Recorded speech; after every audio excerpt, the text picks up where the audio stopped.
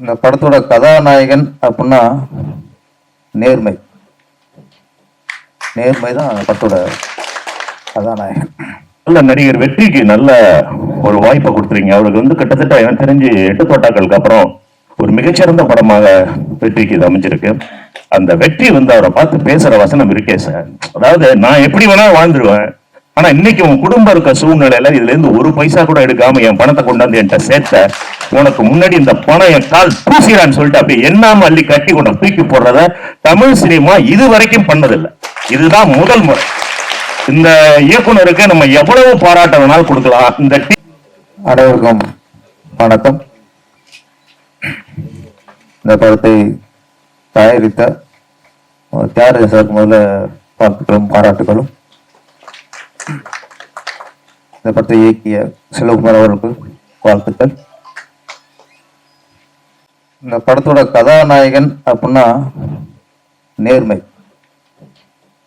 நேர்மை தான் அந்த படத்தோட கதாநாயகன். இந்த சூழ்நிலை இப்படி படம் வர்றது அதிசயமா இருக்கு. முதல்ல ஆமா, அபூர்வமா இருக்கு. இப்ப எல்லாமே கஞ்சா கடத்துறது இந்த மாதிரி தான் அதிகம் போயிருக்கு. கொள்ளடிக்கிறது, கொலை பண்றது, இதுதான் இப்போ ஹீரோயிசமா இருக்க காலகட்டத்தில் நேர்மை தான் ஹீரோயிசங்கிறத நம்ம செல்வகுமார் சொல்லியிருக்கிறாரு. நிறைய சொல்லுவாங்க நடந்த கதை எடுத்திருக்கான்னு சொல்லுவாங்க. இப்போ உலகம் நடக்காததான் எடுத்திருக்காரு அவர். நம்ம உலகம் என்ன நடக்கணுமோ, என்ன நடக்க விரும்புகிறோமோ அதை நம்ம செல்வகுமார் சொல்லியிருக்காரு. ஏன்னா அந்த காலம் நேர்மையா வாழ்றதுங்கிறது ரொம்ப ரொம்ப அபூர்வம். நேர்மை வாழ நினைச்சாலும் அது எவ்வளவு ரிஸ்க். இன்னைக்கு ஒரு மனுஷன் நேர்மையா வாழ நினைச்சா அதுக்கு பின்னாடி எவ்வளவு ஆபத்து வருது அப்படிங்கிறத இந்த படம் உணர்த்துது. அதான் உண்மை. அந்த ஹரிஷ் பரடே இப்படி ஒரு மனிதர்களாம் இருக்க முடியுமாங்கிறது ரொம்ப ரொம்ப ரொம்ப ரொம்ப அதிசயம். அரசியல் சொல்லுவாங்க, இன்னமும் யாரும் சொல்லுவாங்க, இன்னைக்கு காமராஜர் கக்கன்பாங்க. இன்னைக்கு எல்லாருமே காமராஜர் ஜீவன் சொல்லுவாங்க. ஏன்னா காரணம் அவங்க இறந்து பல வருஷம் ஆகி போயிடுச்சு. இருந்து இன்னைக்கு ஏன் காமராஜர் சொல்றோம் கக்கன்னு சொல்லிக்கிருக்கோம்னா அந்த நேர்மை தான். அவங்க அரசியல் நேர்மை அந்த ஒரே காரணத்துக்காகத்தான் இன்னைக்கு நான் உங்களை கொண்டாடிக்கிருக்கோம். அதே மாதிரி அந்த பாய் நேர்மையா இருக்கிறது இந்த படத்தோட கொண்டாட்டம் தான் சார். இன்னொன்று, இயக்குனருக்கு நம்ம பெரிய வெற்றி அடைகிறோம், படம் பெரிய வசூல் வருது, அது எல்லாத்தையும் விட வெற்றியால ஒரு சந்தோஷத்தை விட ஒரு நல்ல படம் கொடுத்தவங்க ஆத்ம திருப்தி இருக்குல்ல, அது வெளி உலகத்துலாம் மேல. அந்த ஆத்ம திருப்தி படம் பார்த்த எங்களுக்கே இருக்கும்போது படம் இயக்குன உங்களுக்கு கண்டிப்பா இருக்காது. ஒன்னே ஒண்ணுதான், தமிழ் சினிமா போற போக்குல நம்ம போறதை விட சில நேரத்துல நம்ம எதிர்நீச்சு போட்டு தான் சாகணும். நம்ம கட்டுமுறை மாதிரி இருக்கக்கூடாது. இயக்குனர் வந்து இதுதான் ட்ரெண்டு, அதெல்லாம் ஒண்ணுமே இல்லை சினிமாவில். நம்ம நினைக்கிற ட்ரெண்டு நம்ம நல்ல விஷயம் சொல்லணும் ஃபர்ஸ்ட். அதுக்கு துணிச்சல் வேணும், அது தைரியம் வேணும், சமூக அக்கறை வேணும். இன்னைக்கு நிறைய கமர்ஷியல் பார்க்குற இந்த சூழ்நிலை வந்து எவ்வளோ ஒரு ஒரு ஒரு விஷயம் நமக்கு ஒரு பார்க்க ஒரு சில உறுத்த ஆரம்பிக்குது. நம்ம ஆராயிரம், நம்ம இருக்கமா அப்படின்ட்டு, நம்ம இப்படி இருக்கமா அப்படின்னு நம்ம ஆராய வைக்குது. இன்னொன்று இந்த படம், இன்னொன்று சார் வந்து சில படங்கள் நம்ம பார்ப்போம், டைம் பாம்பு வைப்பாங்க, 10 நிமிஷம் விழிச்சுடுறாங்க, அப்போ டிக் கட்டி வைப்பாங்க, நமக்கு பக்குங்க. இந்த படத்துல என்னைக்கு இந்த லாட்டரிகளை 10 கோடி விழுந்துச்சோ அதுல நமக்கு பக்குங்குது. எல்லாம் பாம்பு வச்சு வந்து டென்ஷன் ஏற்றுவாங்க, இவர் பணத்தை வச்சு டென்ஷன் ஏற்றுட்டாருன்னா அதான் சத்து கிடைக்காது. அவர் வந்து தூத்துக்குள்ள தேடும் போது, அதுவும் அந்த போலீஸ் வந்து ஒரு கவிதா பிறகு இருக்காரு, இங்கேதான் பார்த்தா மென்மையா இருக்காரு, படத்தை பார்த்தா இப்போ வன்மையா இருக்காரு. இவரை கூட்டு போய் இங்கே விசாரிக்கும் போது நம்மளுக்கு உண்மையிலே அது பக்குங்குது. லாட்டரி அடிச்சது வந்து ஒரு நல்லவனு கிடைக்கல, அவரும் ஒரு பொறுக்கிக்கு தான் ரவுடிக்கு தான் அடிச்சிருக்கு. இருந்தாலும் அந்த ஒவ்வொரு அந்த லாட்டரி சுருட்டி காதல் விடும்போது கயிறுங்குது. என்னடா அது நமக்கு 10 கோடி விழுந்து அது கைவிட்டு போயிருமோங்கிற ஒரு நினைப்பு வந்துச்சு. அதான் திரைக்கதை நம்மளை வந்து அவர் இன்வால்வ் பண்ண வைக்கணும். அதுல எது கிடைச்ச ஹீரோவுக்கு கிடைச்சிச்சு, பேக்க தூக்கிட்டாரு. அப்போ அது நிராசை ஆகணுமா? இல்லை. இவன் ஒருத்தன் பின்னாடி கத்திய சொல்லுறான், என்னடா அது ஒருத்தருக்கு பணம் வந்துட்டா பாவமா போகுது. பாவமா இருக்கு சார், அது உண்மை. ஒருத்தன் மட்டும் பணக்காரர் திடீர்னு பணக்காரன் ஆயிட்டா வச்சுக்கல, அது மாதிரி ஆபத்து எதுவுமே இல்லை. உறவும் மாறும், கூட இருக்க மாறுவான், எங்கேயோ இருப்பான், தூரத்து வரும்பான், அவன் நெருங்கின உறவு வந்துவான். அப்ப எப்ப எவன் என்ன போன தெரியாது. நம்ம பணத்தை நம்ம வந்து நம்ம நிம்மதி இழக்கிறதுக்கு உலகத்துல வேற எதுவுமே இல்லை, பணம் தான். பணம் வந்தாலே போதும், நிம்மதி குட் பைன்னு சொல்லிட்டு போயிடும், பாய். அது பல இடத்துல படம் உணர்த்தி இருக்கு.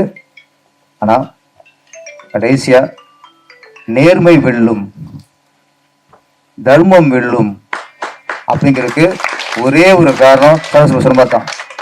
ஒரு துளி கூட இந்த 10 கோடியில தனக்கு 10 ரூபா, வெறும் 10 ரூபா கூட எதிர்பார்க்காத அந்த பாய்க்கு அவன் காடியில் பணம் விழுது சார். அதான் சார் நேர்மை. நேர்மையா இருந்தா பணம் கைக்கு வராது, நம்ம காலுக்கு வரும். அது கரெக்டா. அப்ப பணம் வந்து நம்ம காலு கீழே வந்து விழுது. மகாலட்சுமி வந்து அது நாங்க வந்து அங்கே வந்து படம் மகாலட்சுமி பார்த்தேன். மகாலட்சுமி வந்து அந்த நேர்மையின் காலை தொட்டு கொண்டு போய் நினைச்சேன் பணத்தை கொட்டும் போது. ஆனா அந்த அப்போ நேர்மை பாருங்க, அந்த நேர்மை வந்து அந்த பணத்தை கையால தொடல. எங்களுக்கு எத்தனை ஆசைப்பட்டீங்க, காட்டார் சார். பணத்தை தொடல அவர் அந்த பணத்தை, ஏன்னா அது நேர்மையான வழியில் வந்த பணம் இல்ல. அப்போ நேர்மை தோடுவத தொடல. இதெல்லாம் டேரக்ட் டச் வாங்கல, தொட்டு கையில பார்த்துருந்தாலும் இங்க போய் அந்த கேரக்டர் போயிருக்கும். எடுத்துக்கடா, கொண்டாட்டி ஆசைப்படுது, பணத்துக்கு ஆசைப்படுது, உள்ள பணத்துக்காக கொலையை பண்ண வரான். இவங்கெல்லாம் இது தேவையான எடுத்துக்கோ. அந்த இடம் அதுதான் கிளைமேக்ஸ். அதுதான் என்ன சொல்ல வராரோ அது சொல்ல இந்த இடம் அதுதான். இந்த படம் நேர்மையின் வெற்றி, தர்மத்தின் வெற்றி, ஒரு உண்மையான கலைஞன், நாட்டுக்கு நல்லது சொல்லணும் ஒரு கலைஞன் நினைக்கிறான்ல அவனுக்கான வெற்றி. அந்த வெற்றி நம்ம செல்வகுமாருக்கான வெற்றி. நன்றி, வணக்கம். இயக்குனர் சரவணசுப்பி அவர்கள் பேசுவார்கள். சகோதரர்கள் அனைவருக்குமே வணக்கம். ஒரு அற்புதமான ஒரு படத்தை இன்னைக்கு நம்ம வந்து பார்த்துருக்கோம். இந்த படம் வந்து சோகால்டு கிளாமர்ஸ் இல்லாததுனால இன்னைக்கு கொஞ்சம் கூட்டம் கம்மியா இருக்கு. இந்த படத்தை பற்றிய ரிவ்யூ ஏற்கனவே தெரிஞ்சிருந்தா இன்னைக்கு வந்து இந்த தேட்டர் வந்து ஓவர்ஃபுல்லா இருக்கும். முதல்ல நடிகர் வெற்றிக்கு நல்ல ஒரு வாய்ப்பை கொடுத்துருங்க. அவருக்கு வந்து கிட்டத்தட்ட எனக்கு தெரிஞ்சு 8 தோட்டாக்களுக்கு அப்புறம் ஒரு மிகச்சிறந்த படமாக வெற்றிக்கு இது அமைஞ்சிருக்கு. நம்ம கவிதா பாரதி அவருடைய கேரக்டர் வந்து நம்ம ஒன்றும் சொல்ல வேண்டிய அவசியம் இல்லை. அவர் செக்கச்சவந்தமான மணி சாரோடைய ஒர்க் பண்ணவர். பட் வந்து அளவுகோலுக்குள்ள கரெக்டா டிராவல் பண்ணியிருக்காரு. அவர் வந்து ஒரு நியூட்ரல் பர்சன் இல்லை, அதே சமயத்துல கொஞ்சம் நியாயமான ஆளும் கூட அப்படிங்கறத வந்து நிறைய இடத்துல இயக்குனர் வந்து அவர் நடிப்பு மூலமா ரொம்ப அழகா வெளிப்படுத்தி இருக்கிறாரு. ஒவ்வொரு கதாபாத்திரமுமே, இப்ப பெஞ்சமின் கதாபாத்திரமும் பாத்தீங்கன்னா அவ்வளவு நேர்மையா இருக்கு. இந்த மாதிரி படத்துல கதாநாயகிக்கான காதல் வந்து பணம் வந்ததுக்கு அப்புறம் வரல, அந்த பணம் வர்றதுக்கு முன்னாடியே அவன் மேல காதல் வந்துருச்சுன்னு காமிச்சது வந்து ரொம்ப புத்திசாலித்தனமான ஒரு திரைக்கதை. பட் இதெல்லாம் மீறி வந்து மனசை ரொம்ப முழுமையாக ஆக்கிரமிக்கிறவர் வந்து பரடி தான். பரடியுடைய அந்த இஸ்லாமிய கேரக்டர் வந்து நம்ம ஒரு இதுக்காக உங்களுக்கு சொல்றேன், ஒரு இன்ஃபர்மேஷனுக்காக. ஸ்டீஃபன் ஸ்பீல்பர்க் வந்து டெர்மினல் அப்படின்னு சொல்லிட்டு ஒரு படம் பண்ணியிருந்தாரு. அந்த படத்தினுடைய கண்டென்ட் என்ன அப்படின்னு பாத்தீங்கன்னா, ஒரு ஏர்போர்ட்ல போய் இறங்குறவன அங்க லாக் பண்ணிடுறாங்க, வெளியில வார் நடக்குதுன்னு. பட் வந்தவனுடைய பர்பஸ் வந்து ஒரு பெரிய மோட்டிவ். அந்த பர்பஸ் அவன் எப்படி போய் ரீச் பண்றான் அப்படிங்கிறது தான் எடுத்துக்கிட்ட அந்த மோட்டிவ்ல. அதுதான் இதுல வந்து கிட்டத்தட்ட அந்த மாதிரி ஒரு படத்தை பார்த்த திருப்தி வந்து நான் கம்பேர் பண்றது அது வேற லைன் வச்சுக்கோங்களேன். பட் இந்த படம் வந்து முதல் பாதி கொஞ்சம் அப்படி போனா கூட இரண்டாம் அந்த ஃபர்ஸ்ட் ஆஃப் இன்டர்வல் பிளாக் அப்பயே அவர் எவ்வளவு நேர்மையானவர் அப்படின்றத நமக்கு காமிச்சிட்டாங்க. செகண்ட் ஹாஃப்ல நீங்க ட்விஸ்டுக்காக அவர் ஓடுற மாதிரி காமிச்சா கூட எங்களுக்கு துளி கூட அந்த கதாபாத்திரத்தின் மேல வந்து டவுட் எங்களுக்கு வரல. ஆனாலும் ஜெனரல் ஆடியன்ஸ்க்கு வந்து அது வந்து ஏன் இந்த மாதிரி இப்படி ஓடுறாரு, குடும்பத்துக்காக தன்னை வேலை போயிட்டாரோன்னு நினைக்கிற மாதிரி தான் இருக்கும். பட் அவர் வந்து ஒரு இஸ்லாமியரா இருந்து அவர் ஐயப்பன் கோயில் சன்னிதானத்துல வந்து அதை அந்த டிக்கெட்டை வித்துட்டு அதை கொண்டு வந்து கொடுக்கறதுக்காக நேர்மை வந்து நமக்கு வந்து சாதாரண விஷயம் அல்ல சார். இன்னைக்கு நேர்மையோட வாழ்றது ரொம்ப கஷ்டம். நம்ம ஹரிச்சந்திரன் கதையை படிச்சிருக்கிறோம். ஆனா வைரமுத்து ஒரு பாட்டு வெளியிருந்தாரு, ஹரிச்சந்திரன் ஒரு பொய் சொல்லி இருந்தால் கூட அதில் தப்பில்லைன்னு. அப்படிப்பட்ட உலகமா தான் இன்னைக்கு இருக்கு. ஆனால் அப்படிப்பட்ட ஒரு இடத்துல வந்து அந்த வெற்றி வந்து அவரை பார்த்து பேசுற வசனம் இருக்கே சார்.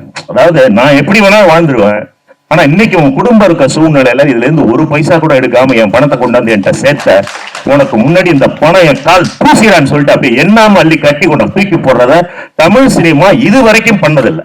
இதுதான் முதல் முறை.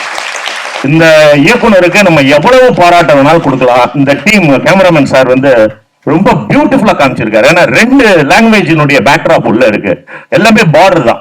கேரளா பார்டர், தமிழ்நாடுடைய பார்டர். அது ரெண்டுத்தையும் அவர் மேட்ச் பண்ணி சினிமாட்டோகிராஃபில ஒரு விளையாட்டு விளையாண்டுருக்காரு. எடிட்டிங் நல்லா இருக்கு. முக்கியமா தயாரிப்பாளர் இன்னைக்கு வந்து வணிகம், வியாபாரம், பொழுதுபோக்கு, பாப்பு இதுதான் சினிமாவா இருக்கு. இதுல வந்து இங்க யாரும் கருத்து சொல்றதுக்கு ஆளாம் வரல. ஆனா நான் கருத்து சொல்றேன்னு ஆரம்பிக்காம இந்த கதையை கமர்ஷியலா ஒரு கெட்டவன் தான் அந்த கதாபாத்திரம் போது ஒரு புதிய பாதை பார்த்திபன் மாதிரி தான். காசுக்காக எதையும் பண்ணக்கூடிய ஒரு கதாபாத்திரமா தான் இருக்கு.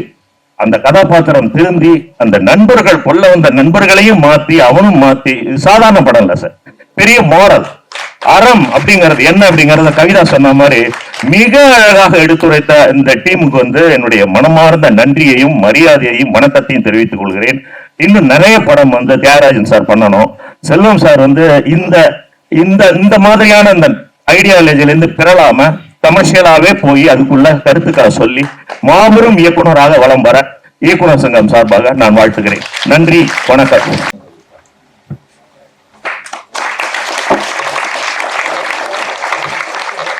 இயக்குனர் சரவண சுப்ரியா அவர்கள், தயாரிப்பாளர் தியாகராஜன் அவர்களுக்கு பின்னணி கொடுத்தவர்கள்,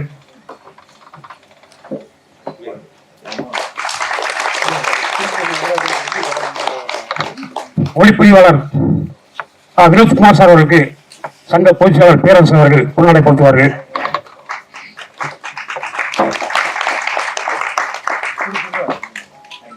இயக்குனரும் நடிகருமான கவிதா பாரி அவர்களுக்கு சரவண சுப்ரியா அவர்கள் முன்னடை பொறுத்தவர்கள்.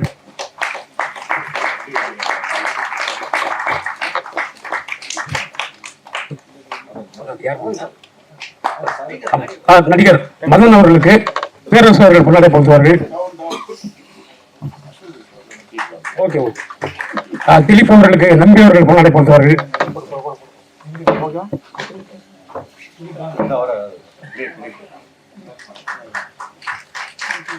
ராஜேந்திரன் அவர்களுக்கு சாய்ராம்கி அவர்கள் முன்னாடி பொறுத்தவர்கள்.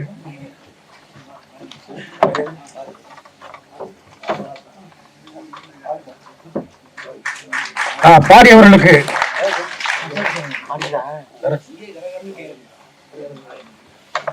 இப்போது குமார் அவர்களுக்கு அசோக் அவர்கள் முன்னாடி பொறுத்தவர்கள்.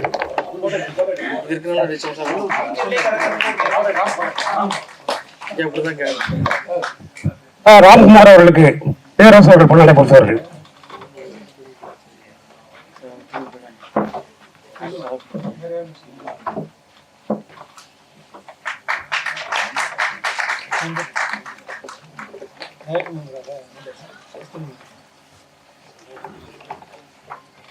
படத்தின் இயக்குனர்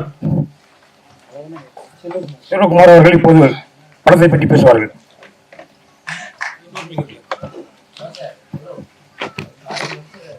நீங்க எல்லாம் வந்தது எனக்கு மிகப்பெரிய சந்தோஷம். பேரரசு சார், சரவணசக்தி சார் நான் நன்றி சொல்லிக்கிறேன்.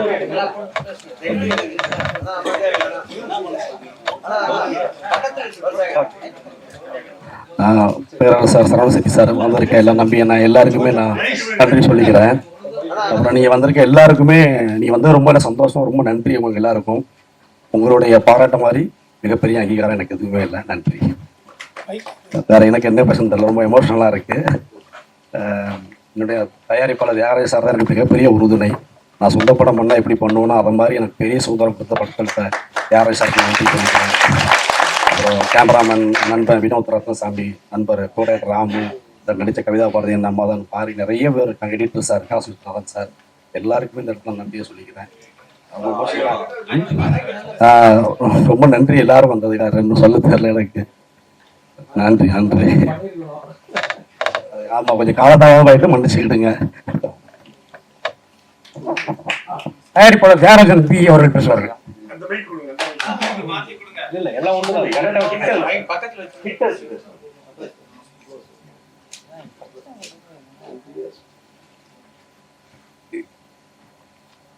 அன்னைக்கு அதாவது வேர்ல்டு சினிமா ஃபெஸ்டிவல்ல வந்து நாங்கள் இது போட்டதுக்கு அப்புறம், ஏன்னா அது ஒரு ஒரு விழாவுக்கான படமா இருந்ததுனால அவங்க செலக்ட் பண்ணி போட்டிருந்தாங்க. இதை வந்து ஒரு 2-3 டைரக்டர்ஸ் பார்த்து ரொம்ப இதாக ஆனதுக்கப்புறம் அவங்களே இது டைரக்டர் யூனியன் போடணும்னு சொன்னனால இதை அரேஞ்ச் பண்ணி உங்களுக்கு போட்டோம். நீங்கள் உங்களுடைய கருத்துக்களை நீங்கள் எல்லாருக்கும் பதிவிடணும், அவ்வளோதான். ஏன்னா இது எங்களால் சரியாக கொண்டு போய் சேர்க்க முடியல அந்த டைமில். ஏன்னா கரெக்டான டைம் இல்லை, ரிலீஸ் டைம் வந்து தப்பாக போச்சு. அதான் மெயின். அது இது எல்லாரும் பார்க்குற மாதிரி நீங்கள் கொஞ்சம் பண்ணி ஒன்று, வேற ஒன்று. தேங்க்ஸ். ஒளிப்பதிவாளர் வினோத் குமார் அவர்கள் பேசுவார்கள். இங்கே இந்த படத்தை பார்க்க வந்த எல்லாருக்கும் ரொம்ப நன்றி. இந்த படத்தை பார்க்க வந்த எல்லாருக்கும் ரொம்ப நன்றி. ஒரு படம் எடுக்கிறப்ப அது எவ்வளவு மேக்ஸிமம் நம்பருக்கு போய் சேருதோ அப்போதான் அது வந்து முழுமையடையும். இந்த படம் கரெக்டாக ரிலீஸ் ஆன டயத்தில் கொண்டு போய் முழுமையாக சேர்க்க முடியாத ஒரு சூழ்நிலை ஏற்பட்டுச்சு. ஸோ அதனால இன்னும் ஓட்டி நிறைய நண்பர்கள் கேட்பாங்க படத்தை பார்க்கணும், எங்கே பார்க்கலாம் அப்படின்ட்டு.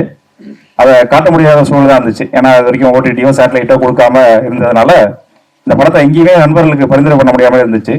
ஸோ இந்த நேரத்தில் வந்து படத்தோட தயாரிப்பாளருக்கும் மற்ற எல்லாருக்கும் வைக்கிறது என்னன்னா, படத்தை இன்னும் கொண்டு போய் சேர்க்கறது சீக்கிரம் ஓடிடி சேட்டலைட்டில் முடிஞ்ச வரைக்கும் கொண்டு போய் கொடுத்து இன்னும் நிறைய பேர் பார்த்து இதை பற்றி கருத்து சொல்றதுக்கு உதவுங்கன்னு தான் கேட்டுக்கிறேன். Thank you so much. இயக்குநரும் நடிகருமான கவிதா பாரதி அவர்கள் இப்போது பேசுவார்கள். அனைவருக்கும் வணக்கம். அறத்தின் மீதும் மனிதத்தின் மீதும் மாண்புகளின் மீதும் நம்பிக்கை குறைகிற போதெல்லாம் காலகாலமாக ஏதாவது ஒரு திரைப்படம் வந்து அவற்றின் மேன்மையை எடுத்துச் சொல்லியபடியே இருக்கிறது.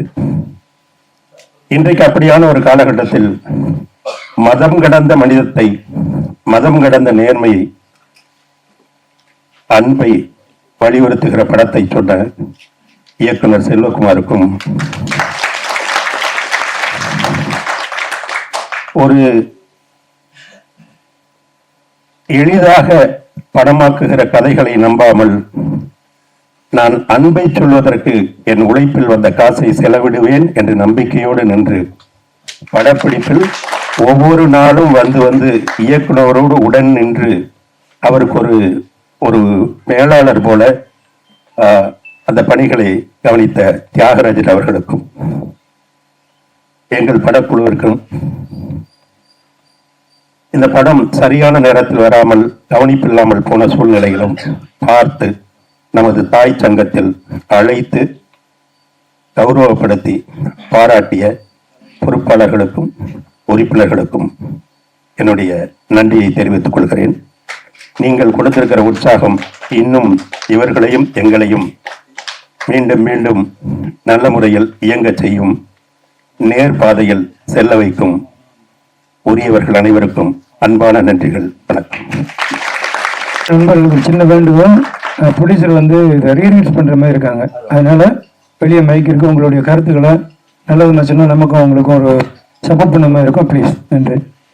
இந்த ஷோ இன்னைக்கு நமக்கு டெடிகேட் பண்ண நம்பி அவர்களுக்கும், ஆரல் உணவர் அவர்களுக்கும், குமாரன் எனக்கும் நம்மளுடைய நன்றி வணக்கத்தை தெரிவிச்சுக்கிறேன்.